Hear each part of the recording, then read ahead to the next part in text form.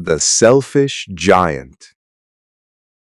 Every afternoon, as they were coming from school, the children used to go and play in the giant's garden.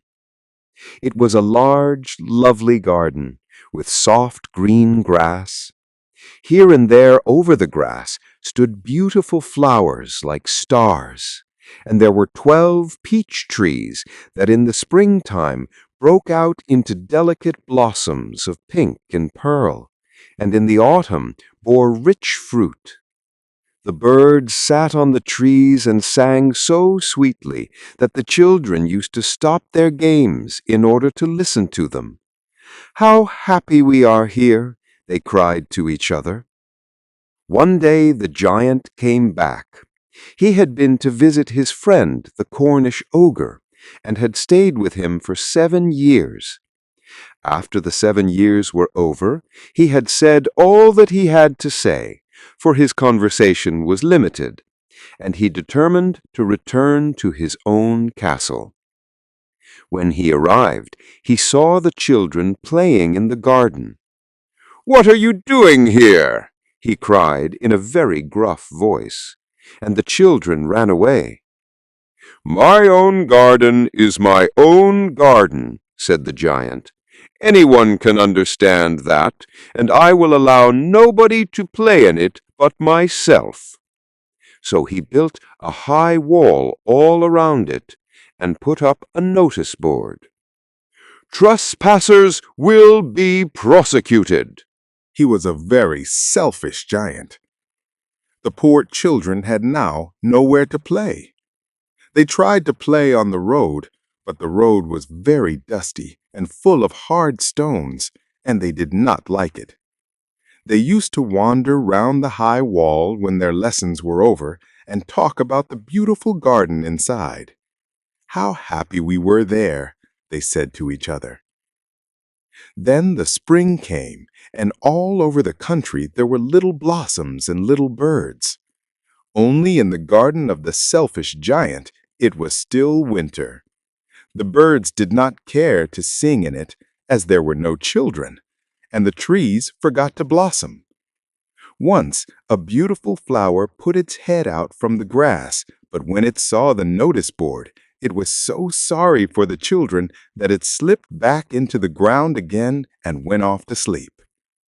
The only people who were pleased were the snow and the frost. "Spring has forgotten this garden," they cried, "so we will live here all the year round." The snow covered up the grass with her great white cloak, and the frost painted all the trees silver. Then they invited the north wind to stay with them, and he came. He was wrapped in furs, and he roared all day about the garden and blew the chimney pots down. "This is a delightful spot," he said. "We must ask the hail on a visit." So the hail came. Every day for 3 hours he rattled on the roof of the castle till he broke most of the slates, and then he ran round and round the garden as fast as he could go. He was dressed in gray, and his breath was like ice. "I cannot understand why the spring is so late in coming," said the selfish giant, as he sat at the window and looked out at his cold white garden. "I hope there will be a change in the weather." But the spring never came, nor the summer. The autumn gave golden fruit to every garden, but to the giant's garden she gave none. "He is too selfish," she said. So it was always winter there, and the north wind and the hail and the frost and the snow danced about through the trees. One morning the giant was lying awake in bed when he heard some lovely music. It sounded so sweet to his ears that he thought it must be the king's musicians passing by. It was really only a little linnet singing outside his window.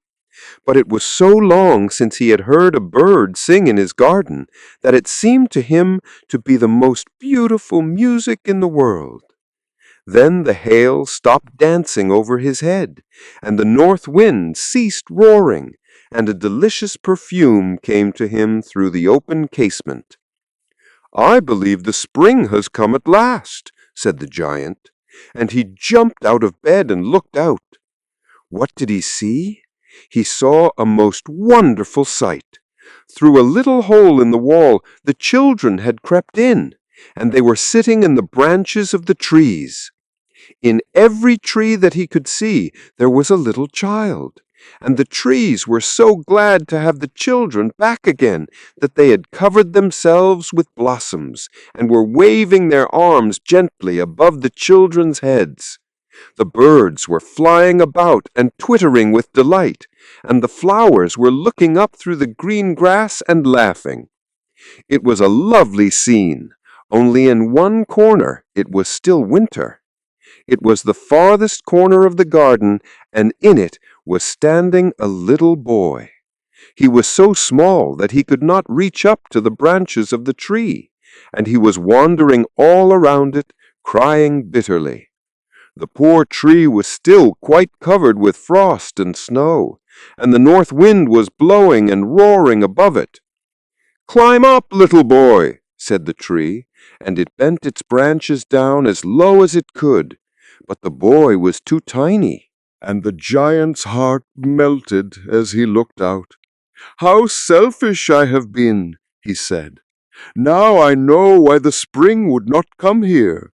I will put that poor little boy on the top of the tree, and then I will knock down the wall, and my garden shall be the children's playground forever and ever." He was really very sorry for what he had done. So he crept downstairs and opened the front door quite softly and went out into the garden. But when the children saw him, they were so frightened that they all ran away, and the garden became winter again. Only the little boy did not run, for his eyes were so full of tears that he did not see the giant coming. And the giant stole up behind him and took him gently in his hand and put him up into the tree. And the tree broke at once into blossom, and the birds came and sang on it. And the little boy stretched out his 2 arms and flung them round the giant's neck and kissed him. And the other children, when they saw that the giant was not wicked any longer, came running back, and with them came the spring. "It is your garden now, little children," said the giant, and he took a great axe and knocked down the wall.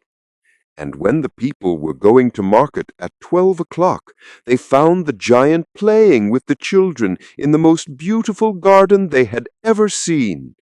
All day long they played, and in the evening they came to the giant to bid him good-bye.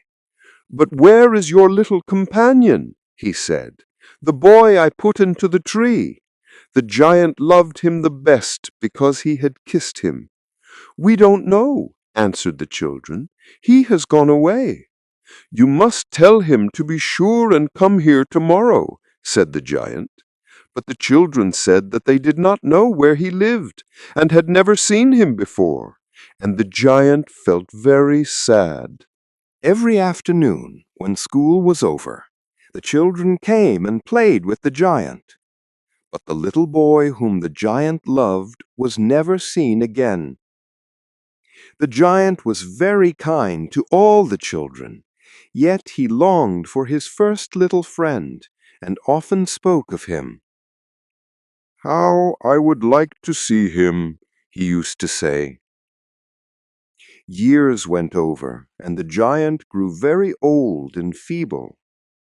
He could not play about any more, so he sat in a huge armchair and watched the children at their games and admired his garden.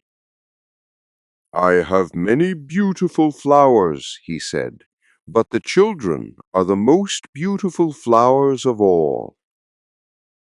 One winter morning, he looked out of his window as he was dressing. He did not hate the winter now, for he knew that it was merely the spring asleep, and that the flowers were resting. Suddenly, he rubbed his eyes in wonder, and looked and looked. It certainly was a marvelous sight. In the farthest corner of the garden was a tree quite covered with lovely white blossoms. Its branches were all golden, and silver fruit hung down from them, and underneath it stood the little boy he had loved. Downstairs ran the giant in great joy, and out into the garden. He hastened across the grass and came near to the child. And when he came quite close, his face grew red with anger, and he said, "Who hath dared to wound thee?" For on the palms of the child's hands were the prints of 2 nails, and the prints of 2 nails were on the little feet. "Who hath dared to wound thee?" cried the giant. "Tell me, that I may take my big sword and slay him."